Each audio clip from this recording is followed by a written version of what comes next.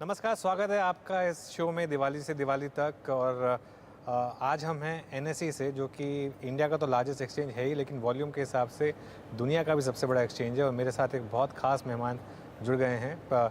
S Naren, CEO हैं वो, ICICI prudential AMC. India के बिगेस्ट फंड मैनेजर्स में इनकी गिनती होती है और best known fund managers India के। नरेन, स्वागत है आपका, और सीएनबीसी आवाज़ के दर्शकों के लिए समय निकालने के लिए शुक्रिया। सबसे पहले तो आपको और आपकी पूरी टीम को दिवाली की हार्दिक शुभकामनाएं। सभी व्यूअर्स का भी दिवाली शुभकामनाएं। तो नरेन, कैसा फील कर रहे हैं? जब ये संवत स्टार्ट हुआ था तो काफ़ी नेगेटिविटी थी दुनिया की। इस पूरी मार्केट में ये संवत एक्चुअली काफ़ी ख़राब रहा है, लेकिन हमारी मार्केट ने जो सेकेंड हाफ में रिकवरी स्टेज की है उससे ऑलमोस्ट फ्लैट हो गए हैं। जबकि इतनी एफआई की सेलिंग हुई है, उसके बाद भी मार्केट गिरा नहीं बिल्कुल भी, क्योंकि डोमेस्टिक लिक्विडिटी काफ़ी स्ट्रांग रही। तो आप कैसे देख रहे हैं जब हम नए संवत में जा रहे हैं? तो मैंने सोचा था कि मार्केट यहाँ से लोअर रहेगा, लेकिन मार्केट बहुत स्ट्रांग रहा डोमेस्टिक इन्वेस्टर्स के कारण। एक कारण डोमेस्टिक इन्वेस्टर्स था, दूसरा कारण 2020 में गवर्नमेंट और रिजर्व बैंक ने बहुत अच्छा काम किया। वो साल में ग्लोबल सेंट्रल बैंक और ग्लोबल गवर्नमेंट्स ने बहुत पैसा प्रिंट किया। उतना पैसा इंडिया में प्रिंट नहीं किया था, इसलिए ये लास्ट 1 ईयर उतना इन्फ्लेशन नहीं आया इंडिया में, इसलिए इंडिया का मार्केट रेजिलिएंट था। और मैंने सोचा था कि यहाँ से कम गया होगा मार्केट, और मार्केट यहाँ से अच्छा रेजिलिएंट था। बट अभी भी अगला 3 महीने या 6 महीने के लिए मार्केट का वॉलेटिलिटी हो सकता है, और हम नहीं बता सकता है कि वर्स्ट पॉइंट हो गया, प्रॉब्लम सॉल्व हो गया, ऐसा नहीं बता सकते हैं। और इन्वेस्टर्स अभी भी केयरफुल रहना चाहिए, यही हमारा व्यू है अभी भी। नरेन, आपकी हिंदी बहुत अच्छी है और बहुत अच्छा लग रहा है मुझे आपसे हिंदी में बात करके। तो ये तो आपने बताया, एक फैक्टर गिनाया कि जो ग्लोबल मनी प्रिंटिंग हुई हमने वो नहीं किया, और इसकी वजह से इन्फ्लेशन शायद हमारे लिए इतना बड़ा इशू नहीं बना। बाकी सबके लिए तो इन्फ्लेशन बहुत बड़ा प्रॉब्लम बन गया है।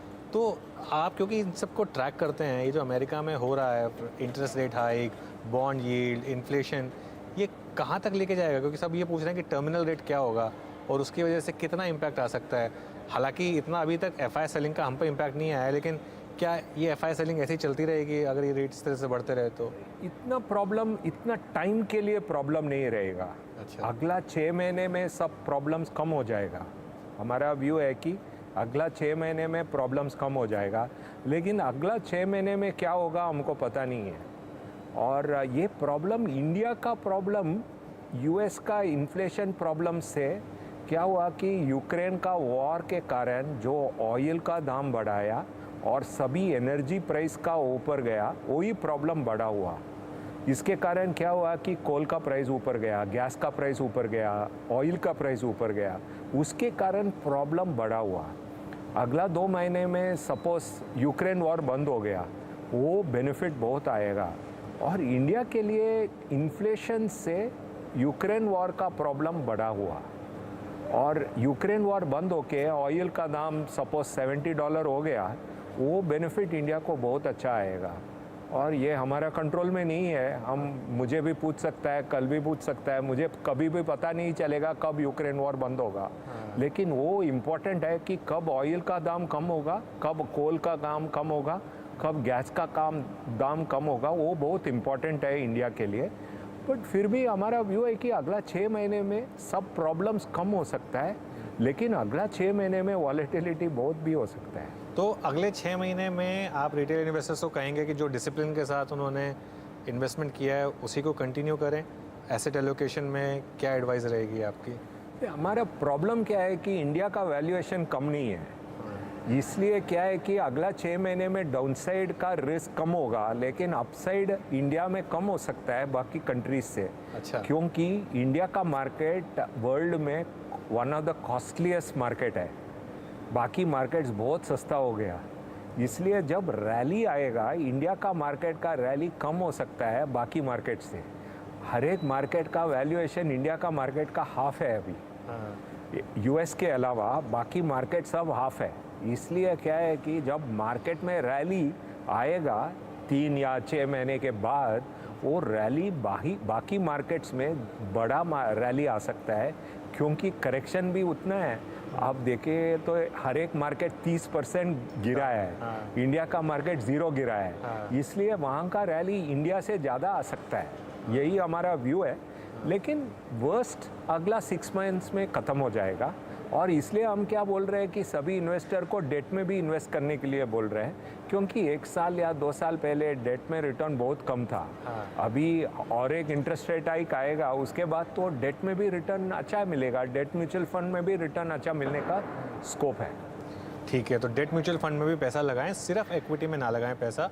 और अगले 6 महीने थोड़ी वॉलेटिलिटी रहेगी, उसके लिए तैयार रहिए, लेकिन डिसिप्लिन तो इन्वेस्टर्स ने रखा ही है। जो चीज़ क्लियरली स्टैंड आउट हुई है पिछले 6 महीने में कि जितने भी डोमेस्टिक इकॉनमी वाले स्टॉक्स हैं नरेन, उन्होंने बहुत अच्छा किया है, चाहे वो ऑटोज़ हों, चाहे बैंकिंग हो, चाहे सीमेंट हो, और जितने भी एक्सपोर्ट ओरिएंटेड सेक्टर्स हैं जैसे आईटी है, वहाँ थोड़ी प्रॉब्लम रही है।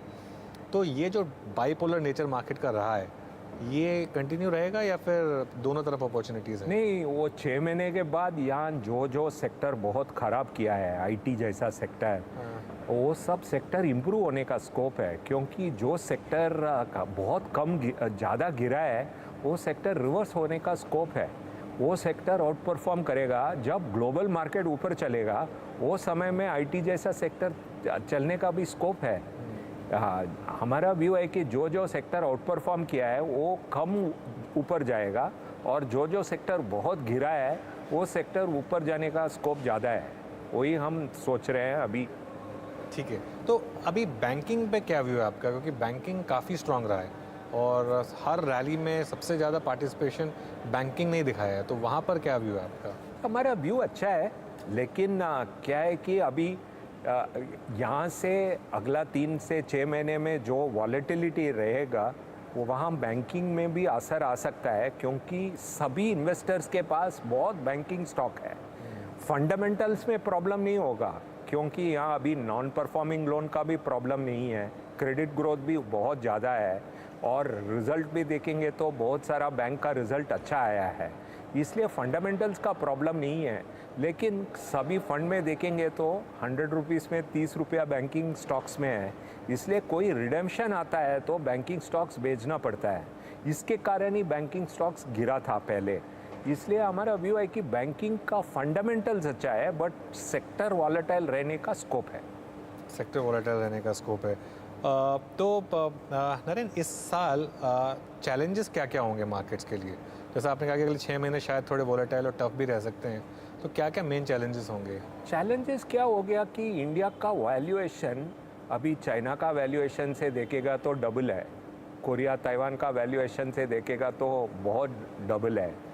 जब यूक्रेन वॉर सेटल होता है, यूरोप का वैल्यूएशन बहुत कम हो गया, जापान का वैल्यूएशन बहुत सस्ता है। अभी चैलेंज क्या है कि इंडियन वैल्यूएशन इक्विटी में बहुत ज़्यादा है बाकी कंट्रीज़ देखेंगे तो, क्योंकि हर एक मार्केट 20 से 30% गिरा है, इंडियन मार्केट गिरा नहीं है, इसलिए वैल्यूएशन डिफरेंशियल के कारण इंडियन मार्केट सस्ता नहीं है, वही एक चैलेंज है। आउटलुक 5 साल देखेंगे तो अच्छा है, लेकिन नियर टर्म में वैल्यूएशन भी देखना पड़ता है, और उसमें इंडिया सस्ता नहीं है, वही एक प्रॉब्लम है। लेकिन इंडियन कंपनीज अच्छा है, और इंडियन इकोनॉमी भी अच्छा है, और इंडियन आउटलुक भी डिसेंट है। बाकी कंट्रीज़ में आउटलुक में रिस्क है, वही उसके कारण ही इंडियन मार्केट और इंडियन इकोनॉमी अच्छा गया है। ठीक है, तो इंडियन वैल्यूएशन का थोड़ा सा एक